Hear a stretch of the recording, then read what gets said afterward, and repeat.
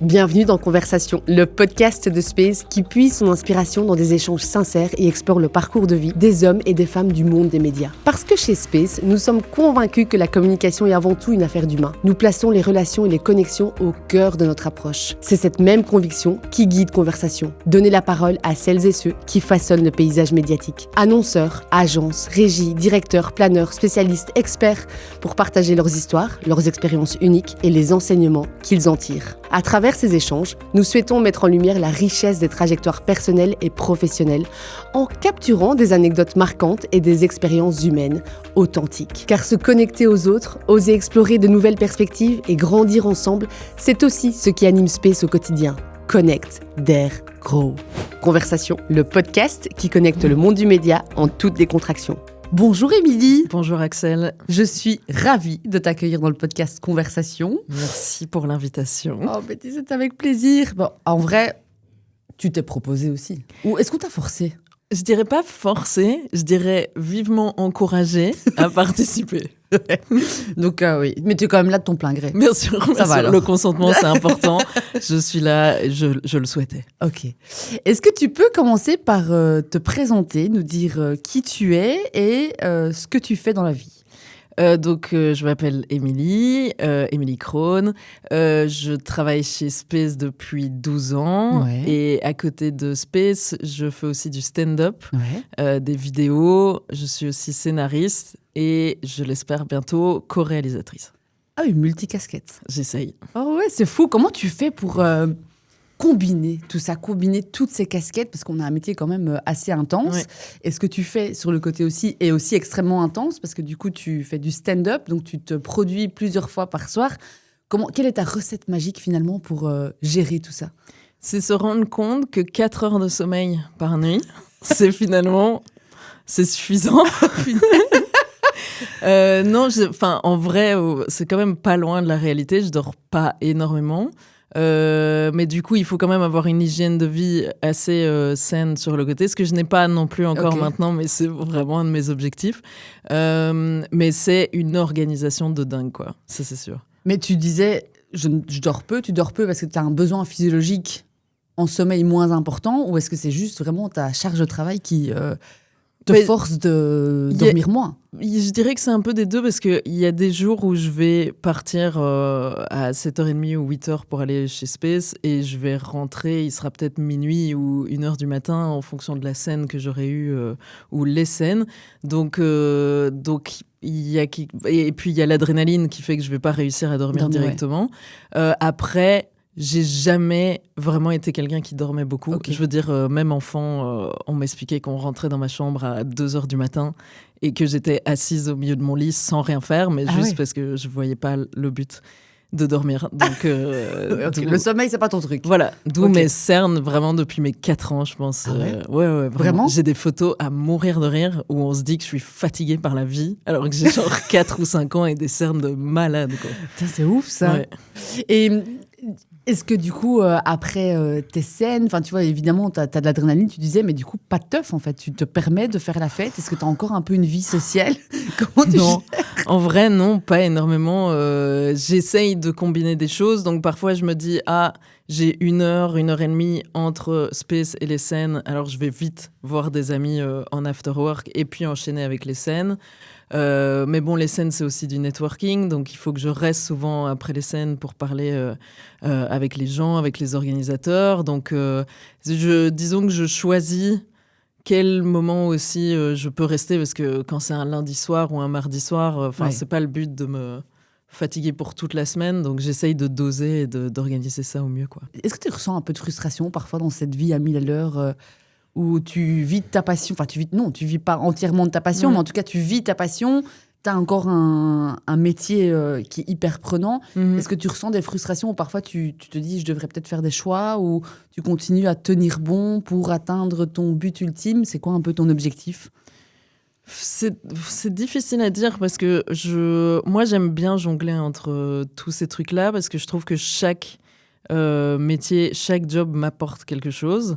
Donc, dans l'immédiat, je ne me vois pas choisir l'une ou l'autre chose. Parce que choisir, c'est renoncer. Et je ne veux pas renoncer. Mais j'aimerais bien, oui, arriver à dégager encore plus de temps. J'imagine qu'à un moment, il faudrait que j'arrive à mettre des priorités sur des projets pour pouvoir justement dégager du temps par-ci, par-là. Mais là, pour l'instant, je ressens pas spécialement de frustration, mais c'est sûr que j'ai pas un seul jour de la semaine où je suis posée chez moi. Non. Et tu ne ressens pas le besoin? Pas pour l'instant. Ça, c'est cool. Et au niveau de l'hygiène de vie, je sais que que tu as une grande addiction, un grand amour pour les chips. Oui, tout à fait. Les 30 jours, j'ai réussi à les garder. Mais c'est un vrai truc, ça, en fait. Oui, j'ai vraiment... C'est pas une blague. Non, ouais. J'ai vraiment un vrai problème. Je veux dire, je mange minimum un grand paquet de chips par jour. Vraiment par jour. C'est quoi ton préf? Il y en a tellement. Là, pour l'instant, c'est les Sensation Mexican Pepper. Ah ouais. Mais sinon, Pringles Paprika. Ah ouais. Onion and Sour Cream. Il y en a des vraiment étoiles plein. dans les yeux quand tu penses à tes chips. Non, mais c'est vraiment pas bien, il faut que j'arrête. Mais c'est genre, c'est ton souper, quoi. Tu soupes avec je pourrais manger que ça toute la journée. Ça m'est déjà arrivé. Ouais. Mais donc, je me rends compte que c'est un vrai problème, quoi. Pour l'instant, ça n'a pas d'impact sur ta santé. Non, mais on s'est rendu compte avec mon kiné que d'une certaine façon, oui. Bon, vous allez vraiment apprendre tout mon corps, mais en gros, donc je porte des bas de compression parce que j'ai des problèmes de veines. Et tu les portes tous les jours? Tous les jours. Ouais. Et en gros, la dernière fois que j'ai été, après avoir fait cette cure de 30 jours, il m'a dit oh, mais ta jambe a super fort dégonflé. Il m'a dit t'as changé quelque chose? Et je dis bah non, enfin je fais toujours autant de sport et tout. Et il me dit dans ton alimentation, et je dis j'ai fait une cure de chips. Et il m'a dit et en fait il avait pas du tout réalisé que je mangeais à ce point-là des chips, mais en fait dans les chips il y a blindé de sel. Ouais. Et c'est ça qui la fait rétention d'eau. Ouais. Ah mais c'est ouf. Ouais. Et ça te motive pas? Ah si, du coup maintenant j'ai vachement baissé parce que j'ai envie de pouvoir mettre des shorts quand je pourrais enlever une fois mes bas de compression une fois cet été. Mais donc oui, ça m'a motivé. Je me suis vraiment rendu compte que si c'est à ce point-là que ça fasse gonfler ma jambe, voilà. Et là, un peu de frustration de devoir arrêter de manger des chips. C'est un peu comme une addiction, enfin, comme au sucre. Là, j'essaye de me dire que j'en mange deux. Vous avez vraiment tous mes objectifs. J'essaye d'en manger 2 par mois, chez moi. Mais s'il y en a à l'extérieur, là, t'as le droit de... Là, j'ai le droit de picorer dedans. Mais qu'est-ce que tu kiffes tellement dans les chips? C'est tellement bon. C'est vraiment juste le goût ou c'est la sensation dans la bouche? Non, c'est le goût, quoi. C'est vraiment... C'est ma comfort food, quoi. J'adore ça, vraiment.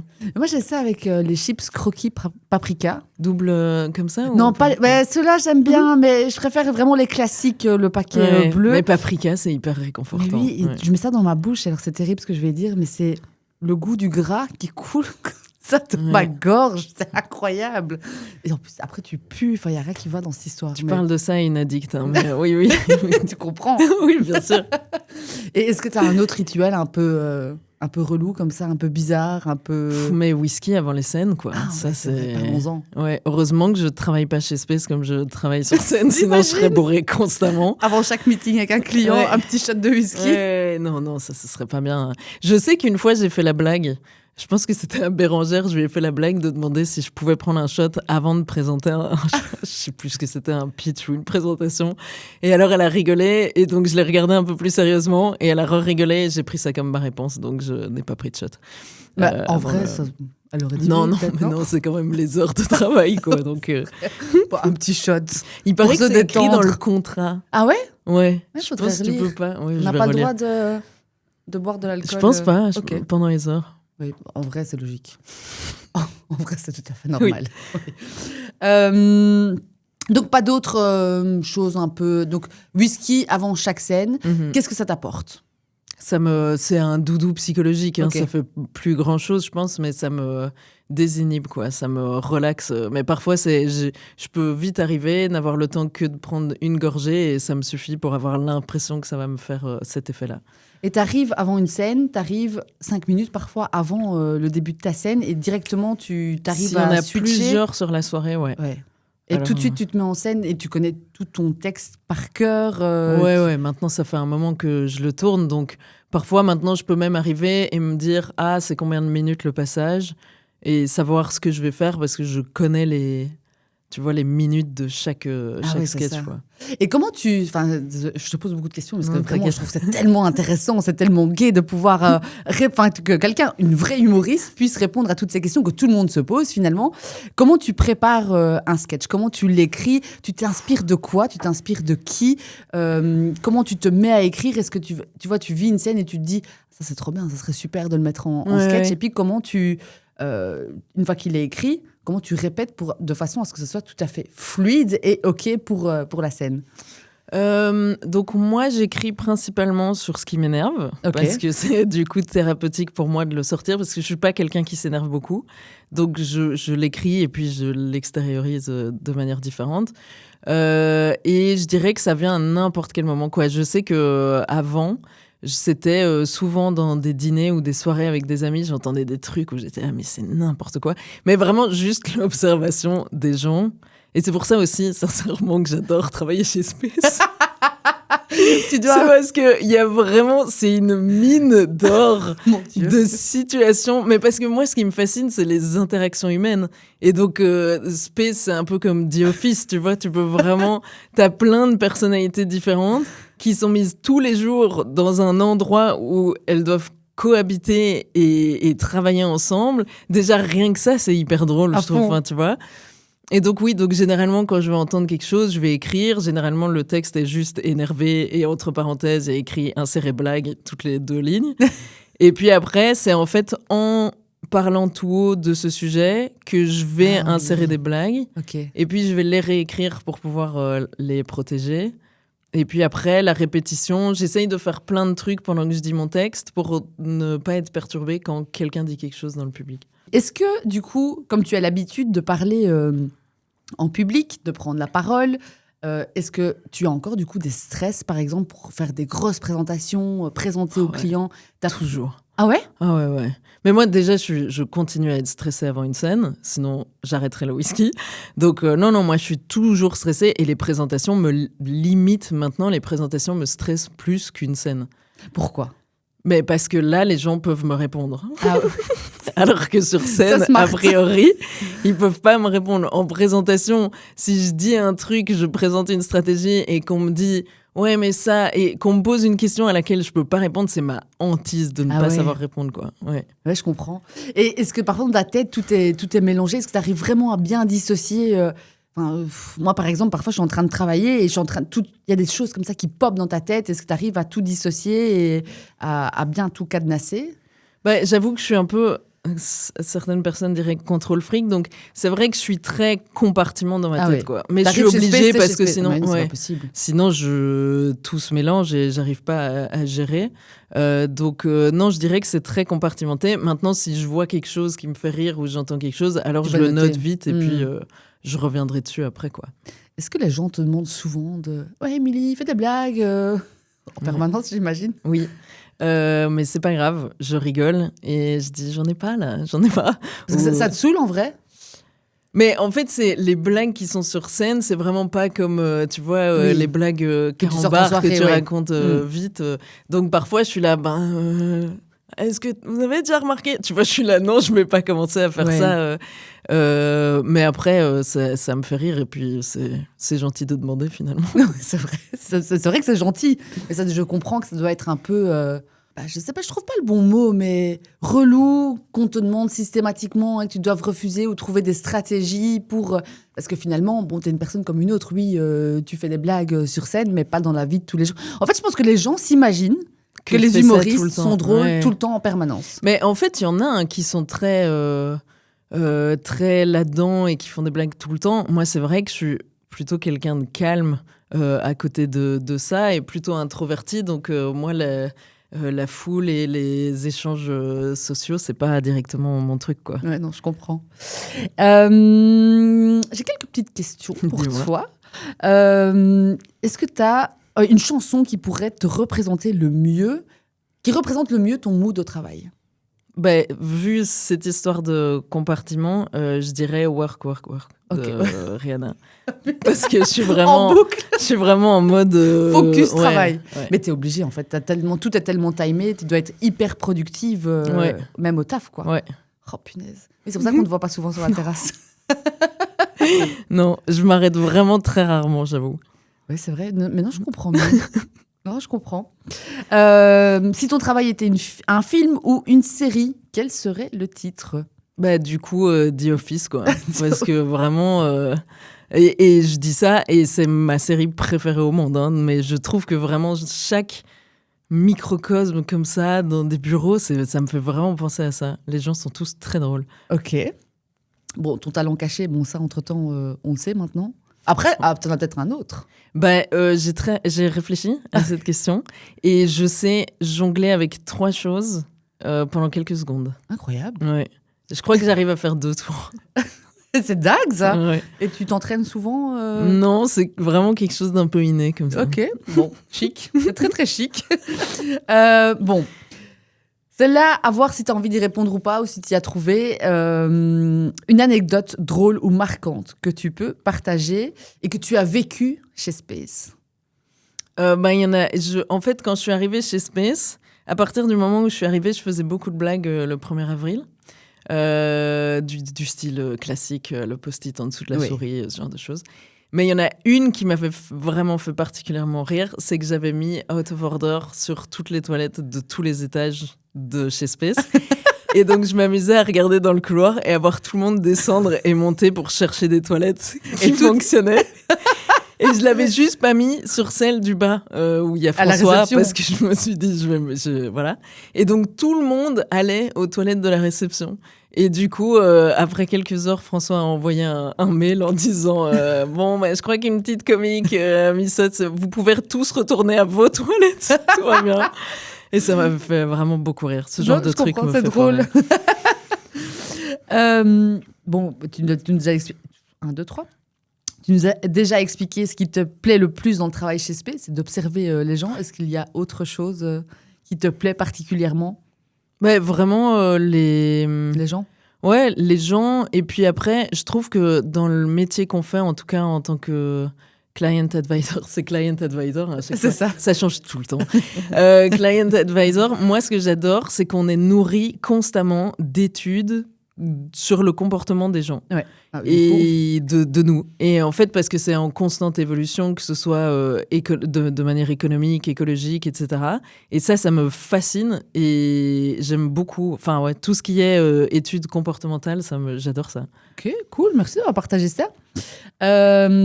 Si tu pouvais avoir un super pouvoir pour rendre ta journée de travail encore plus cool.